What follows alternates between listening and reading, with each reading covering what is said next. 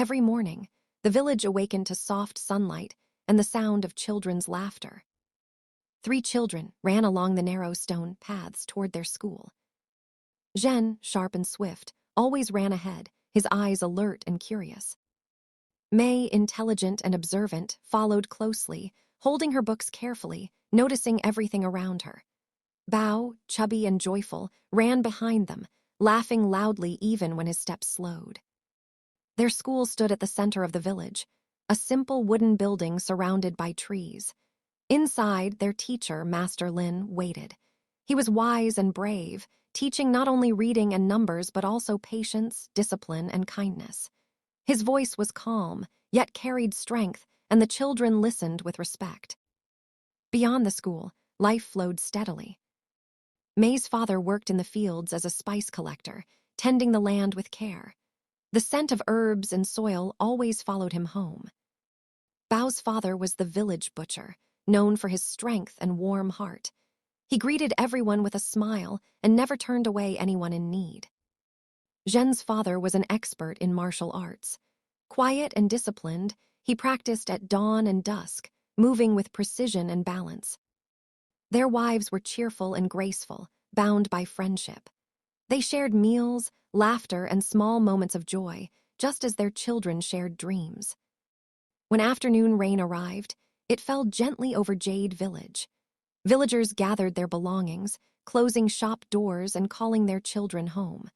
Footsteps echoed softly on wet stone paths as everyone returned to the comfort of their houses. As night settled, warm lantern light filled each home. Families gathered together, sitting close, sharing simple meals and recounting their daily routines, lessons learned, work completed, laughter shared. Outside, rain tapped softly against rooftops, while inside, peace wrapped the village like a protective embrace. Days passed gently in Jade Village, flowing like the river beside it. Every morning, as mist lifted from the fields, trained in martial arts, his movements sharp and disciplined under his father's distant guidance.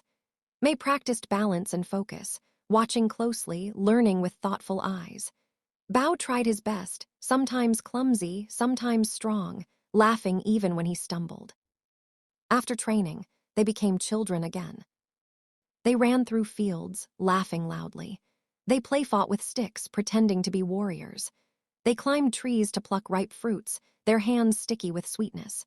By the river, they rolled up their sleeves, catching fish with bare hands, cheering with every success. At times, they lay on the grass, staring at the open sky, watching clouds drift and dreaming without words. When the bell rang, they returned to school.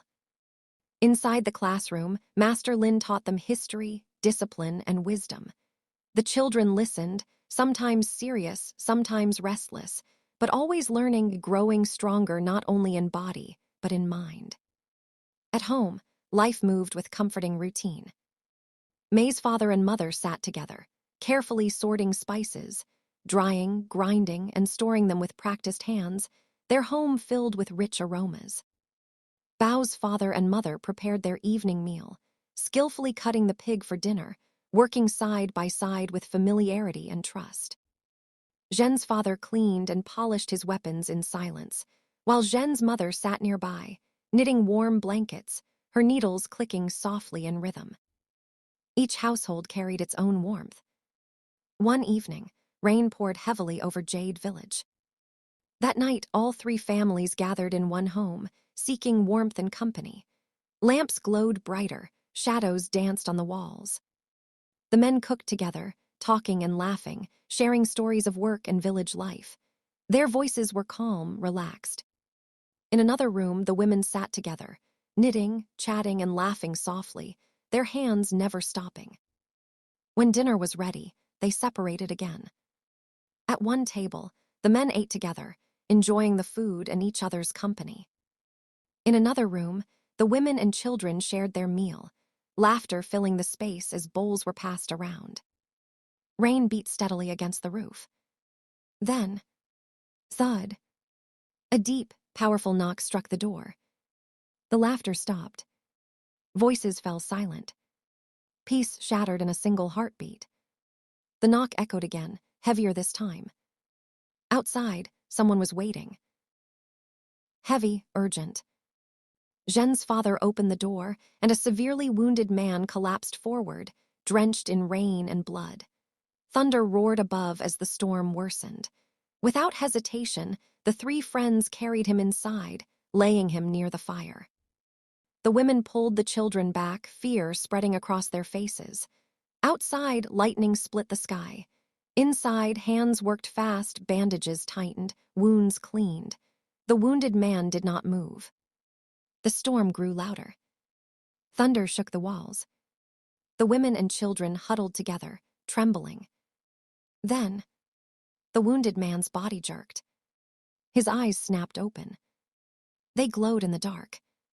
A black mark spread across his face, twisting his features into something unnatural. His mouth opened with a low, hollow sound. He was no longer a man. He had become a zombie. For a moment, fear froze everyone. Then the three friends moved. Zhen's father grabbed his arms. Bao's father pinned his body with raw strength. May's father held him down despite shaking hands. They were afraid, but they did not run. The creature thrashed violently, growling like something summoned from the grave. The women screamed. The children cried. Suddenly, the door burst open again. A mad old warrior stepped inside. His clothes were worn, his hair wild, the smell of alcohol clinging to him. The villagers knew him, a laughing drunk, a wandering madman. Yet his eyes were sharp, ancient, and fearless. He laughed loudly. "Fools," he said, "you brought death into your home." From his pouch, he pulled an enchanted paper, covered in ancient symbols. With swift movement, he slapped it onto the zombie's face. The creature screamed. Its body dissolved into shadow. Gone. Silence followed. Rain still fell, but the house felt colder. The old man sat down, took a drink, and laughed again, but his voice carried warning. Late into the night, while the families lay awake in fear, the old warrior spoke only to the three friends. "Close your windows," he said. "Lock your doors." He told them the truth. A Djinn zombie queen had awakened, a beautiful woman dressed in red, cursed and powerful. Once human, now undead. From her sleep beneath the earth, she had called the dead from their graves. At night, the old man warned, they rise. At dawn, they vanish like smoke. But every night, they will return. He looked at them seriously. "Tell the village. Stay inside after sunset. Take every precaution, or no one will survive." Before dawn, the storm faded. As the sun rose, the old man disappeared, like he had never been there. But the warning remained. At first light, the three friends went door to door, waking villagers, spreading the message. The night would no longer be safe. Dark spirits had awakened, and Jade Village would never be the same again. Night fell slowly over Jade Village. The sky darkened. The wind stilled. Even insects fell silent. Inside one house near the village gate, the old mad warrior sat with the three friends, fire burning between them. Weapons rested nearby. No one spoke much. They were waiting. Far beneath the earth, the Djinn Queen awakened. She rose from the shadows, beautiful, terrifying, dressed in red, her eyes glowing with hunger. With her voice, she called the dead, and one by one, zombies emerged, dragging themselves through the soil. They walked through the village streets. Slow, silent, hungry. The Djinn Queen laughed softly and whispered to them, "Eat your food. It is served for you." But the streets were empty. Every door was locked. Every window closed. The villagers followed the warning. The zombies moved toward the main gate, where firelight flickered. Inside the house, the three friends tightened their grip on their weapons. Fear lived in their hearts, but so did resolve. Then she appeared. The Djinn Queen stood before the gate, her presence freezing the air. At that moment, the old madman stepped forward. His laughter faded. For the first time, his face became serious. A hidden power awakened within him, ancient, controlled, fierce. His body straightened. His eyes burned with purpose. The Djinn Queen unleashed her power, darkness swirling around her like flames. The ground trembled. Shadows attacked. Steel clashed with magic. Fire met darkness. The battle shook the night. With a final roar, the old warrior raised his sword and struck her chest. The Djinn Queen screamed. She burst into fire, her body dissolving into sparks that vanished into the sky. At once, silence returned. The zombies collapsed into dust. The night breathed again. When the three friends opened the gate, the streets were empty. No bodies, no shadows, only peace. Behind them, the old man laughed loudly once more. "We are safe now," he said. They sat together at the table, eating and drinking quietly while the families slept, unaware that the world had almost ended. Dawn arrived gently. Years passed. Jade Village healed. Stories turned into legends. Children grew, and the night became safe again. Far away, in an old, forgotten jungle, something stirred.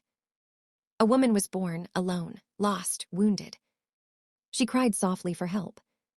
A man passing through the jungle heard her voice. Moved by compassion, he approached. "I am wounded," she whispered. "Please help me."